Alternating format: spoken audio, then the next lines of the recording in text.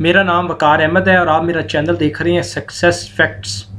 आज मैं आपसे बात करूंगा उन 7 किस्म के लोगों पे जो कभी भी रिश्ता नहीं बना सकते, जो कभी भी ताल्लुक़ नहीं बना सकते, जो कभी भी लॉन्ग टर्म किसी के साथ नहीं चल सकते। सबसे पहला है बदगुमान। जो शख्स हर वक्त बदगुमान रहता है, वो कुछ ना कुछ नेगेटिव देखता रहता है, वो कभी रिश्ता नहीं बना सकता। दूसरा लालची, क्योंकि उसने लालच के साथ चलना है, जहाँ उसका लालच ख़त्म होता है वो रिश्ता ख़त्म। तीसरा है बदलिहाज, जिसको तमीज़ नहीं है छोटे बड़े की, जिसको अदब नहीं है, वो बदलिहाज जो शख्स है वो भी ताल्लुक़ नहीं बना सकता। चौथा है बदकिरदार, जिसका किरदार ही लूज़ है, उसने रिश्ता क्या बनाना। पांचवा है झूठा शख्स, जो हर वक्त झूठ बोलता है, वो भी रिश्ता नहीं बना सकता।